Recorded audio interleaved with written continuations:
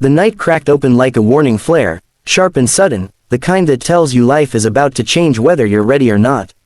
Rain slicked the pavement, streetlights flickered like tired sentinels, and in the narrow space between a closed diner and a boarded storefront, fear took a human shape. In that moment, when two shadows closed in on one terrified woman, a man with weary eyes and a father's heart stepped forward, not knowing that the next few seconds would expose a past he had buried deep for the sake of his child. Before we go any further, if you believe in kindness, second chances, and ordinary people choosing to do the right thing when it matters most, please take a moment to like this video, share it with someone who needs hope, subscribe to the channel for more stories like this, and tell us in the comments where you're watching from. Your support keeps these stories alive. His name was Daniel Harper, and most days he was invisible by design. He worked early shifts at a shipping warehouse on the edge of the city, lifting crates until his back burned and his palms split, then rushed home before sunset to help his 8-year-old daughter Emily with homework. Since his wife had died 3 years earlier in a highway accident, Daniel had learned how to disappear into responsibility. He packed lunches, folded laundry, paid bills late at night with a calculator and a headache, and avoided mirrors that reminded him of the man he used to be. The Navy had been a lifetime ago, a version of himself that felt unreal now, like a dream he once had and never spoke about. That night, Daniel had only stepped out to grab Emily's asthma medication from the all-night pharmacy. She had fallen asleep on the couch clutching her stuffed rabbit, breathing shallow, and fear had pushed him into the rain faster than any sense of caution. He parked a block away when he couldn't find a spot, hood pulled low, mind already counting the minutes until he could get back home. He didn't notice the woman at first. He noticed the tension, the way the air felt wrong. The way his instincts, long dulled by routine, suddenly woke up. She was standing near the alley, clutching her bag, frozen like prey. Her name was later learned to be Rachel Collins, a nursing student who had just finished a brutal double shift at the hospital. She had taken a shortcut she had regretted the moment she heard footsteps behind her. The two men moved with sloppy confidence, fueled by something darker than alcohol, something that fed on fear. They laughed, circling her, and the sound scraped against Daniel's nerves like metal on bone. He told himself to keep walking. He thought of Emily asleep at home, of how every risk now carried her face. His heart pounded as he took a step, then another, past the alley. But something inside him refused to stay buried. Years of training, of being taught that silence in the face of danger was its own kind of violence, surged up through the exhaustion. He turned back. Daniel didn't shout or threaten. He didn't puff himself up. He simply placed himself between Rachel and the two men, his body calm, grounded, his eyes steady in a way that made the night hesitate. The attackers sneered, sizing him up, seeing only a tired man in a worn jacket. They didn't see the countless nights at sea, the drills that taught him how to breathe through panic, the missions where hesitation meant death. They didn't see the father who had already lost too much to walk away again. The first shove came fast, meant to intimidate. Daniel absorbed it, feet adjusting automatically. The second attacker swung wildly, anger flashing bright and reckless. What happened next unfolded in seconds, but it felt stretched, cinematic, like time bent around intent. Daniel moved with a precision that startled even him, redirecting force, using balance and leverage instead of brute strength. He didn't strike to punish, he struck to stop. Years of restraint training guided his hands, protecting Rachel while dismantling the threat with efficiency that belonged to another life. The men stumbled back, shocked not just by the pain but by the sudden loss of control. One slipped on the wet pavement and didn't get back up. The other froze, breathing hard, eyes wide as realization dawned. This was no random passerby.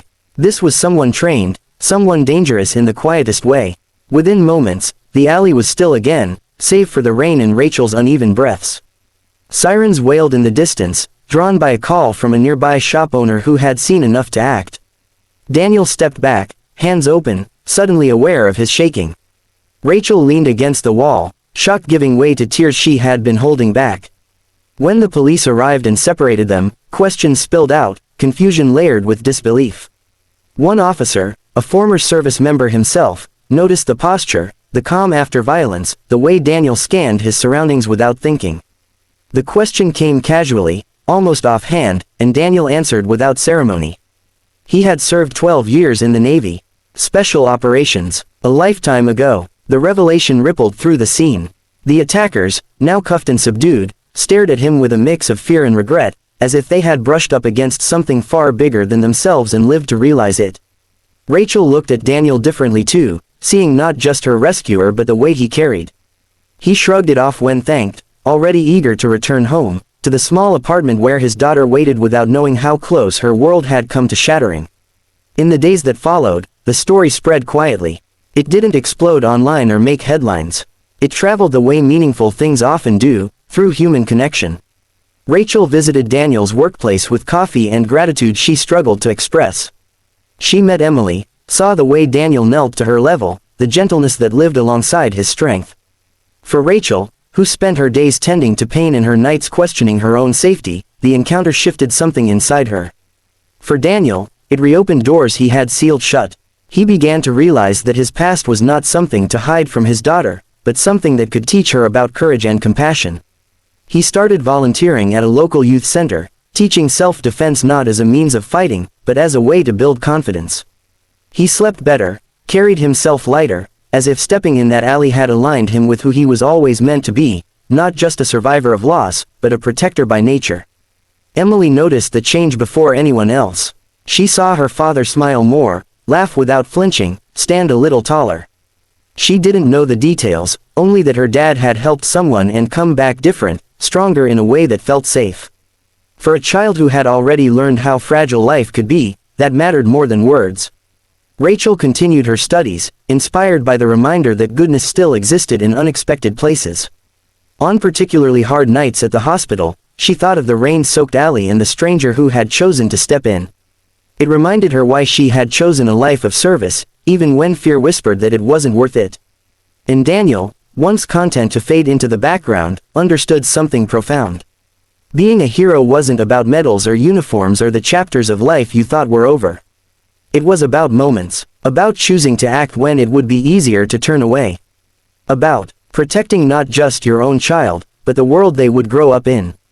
If this story has touched your heart, if it reminded you that courage still lives in ordinary people in quiet places, please take a moment to like the video, share it with someone you care about, and let us know how it made you feel.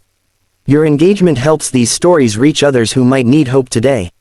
And before this story ends, we ask you to leave a comment sharing a moment when someone stood up for you or when you stood up for someone else, because those moments matter more than we realize. That rainy night never left Daniel Harper. It didn't haunt him, it anchored him. It became a reminder that even after loss, after exhaustion, after believing your best years are behind you, you can still be exactly who the world needs you to be. Somewhere between a closed diner and a dark alley, a single dad remembered he was more than survival. He was strength, kindness, and proof that the past doesn't disappear. It waits, quietly, for the moment it's needed most.